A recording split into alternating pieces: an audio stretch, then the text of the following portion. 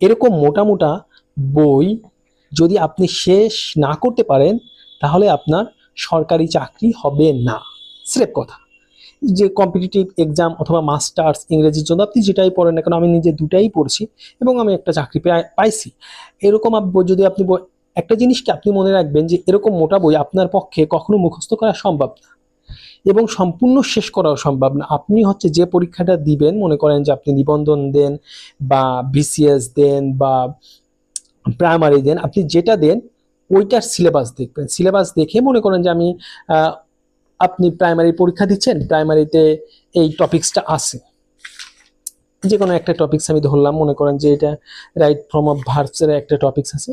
এই টপিক্সগুলো আপনি যতগুলো রুলস আছে প্রত্যেকটা পড়লেন, এভাবে র্যান্ডমলি অ্যাভারেজ আপনি পড়ে যাবেন প্রত্যেকটা এরকম ধরে ধরে পড়বেন। আসলে এগুলো আপনার মুখস্থ হবে না এবং রুলসগুলো আসলে মুখস্থ করার ট্রাই করবেন না। আপনি একবার পড়লেন, দুইবার পড়লেন, তিনবার পড়লেন, এভাবে বারবার পড়বেন। পড়ে মনে করেন প্রথমে মাস্টার্স বই থেকে পড়লেন রাইট ফর্ম অফ ভার্বসের, পরবর্তীতে আপনি এই কম্পিটিটিভ এক্সাম এটা থেকে আপনি পড়লেন। পড়ার পরে আপনি দুটা শেষ করলেন, মোটামুটি 2-3 বার করে রিভাইজ দিলেন। আর এটা হচ্ছে বারবার রিভাইজ দিবেন, আসলে মুখস্থ করবেন না। করার পরে আপনি এরকম একটা জব সলিউশন ধরতে পারেন।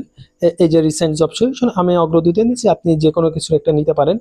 রিসেন্ট জব সলিউশন ধরে প্রত্যেকটা জব সলিউশন থেকে আপনি যে এইটা রাইট ফ্রম ভার্বস থেকে কোনটা আসছে এরকম ধরে ধরে আপনি পড়বেন এবং ট্রাই করবেন যে আপনার হচ্ছে কিনা। আপনি এখানে অ্যান্সার চাপে চাপে ধরে আপনি একটা কাগজ ব্যবহার করবেন, অ্যান্সার চাপে চাপে ধরে আপনি এটা ট্রাই করবেন প্রশ্নগুলো। তখন দেখবেন যে আপনার হচ্ছে, ভুল যাচ্ছে আপনার, তখন আবার রিভাইজ দিবেন, আবার এই টপিক্সটা ধরবেন, আবার রিভাইজ দিবেন। এভাবে আপনি প্রত্যেকটা টপিক্স রিভাইজ দিতে থাকবেন। আসলে মুখস্থ করার কোনো বিষয় না, আপনি